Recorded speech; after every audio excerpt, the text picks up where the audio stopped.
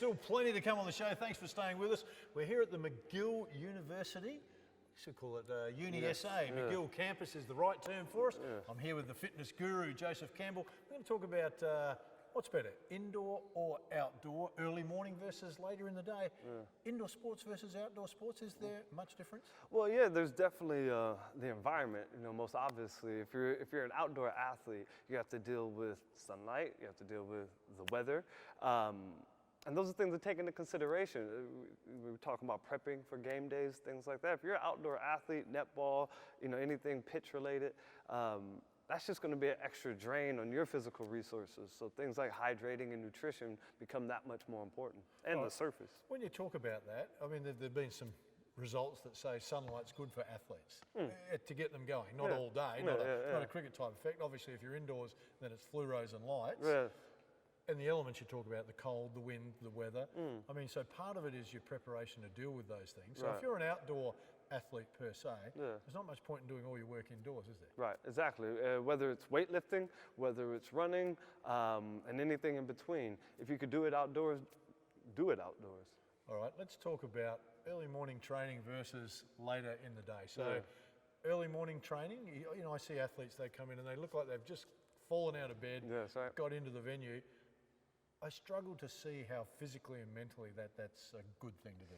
Yeah, and once again, you know, we talked about this being an athlete-centric business. If you're considering your athletes, you're considering what times of the day that they perform. If they're Saturday nights, if they're Friday night performers, getting them at 100% game day pace at 6 o'clock in the morning on a Wednesday doesn't make any sense at all. If you, for whatever reason, you know, we understand the restraints as far as there's economics. Yes, exactly, and availability of facilities.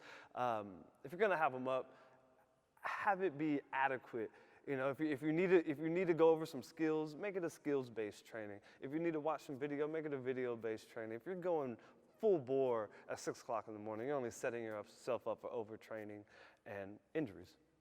Is there a time though, if you came in and thought we need to get to that pace, is there a warm-up time where you'd say, okay, they start at 6, maybe by 6:20, 6:25, they're ready to get going? Yeah, I reckon. Is there a time? You know, there's nothing technical, or there's probably a lot more technical than any coach would ever consider, to be truthful. But if you double your normal warm-up time, if you usually warm up for 15 minutes prior to a regular training before you really get into it, go ahead and take the extra time, because you'd rather take that extra time, an extra 15 minutes, and have a higher intensity training than just get them out there running and have to cancel half your trainings because half the people aren't available. All right, for the social athlete, you often see, and let's talk about the basketball court, because we're in a basketball venue. It could be volleyball or any indoor soccer. I see them come in and they'll shoot around for 2 or 3 minutes, or they'll kick the soccer ball 2 or 3 minutes, or they'll shoot, you know, for 2 or 3. They go, okay, I'm ready to go.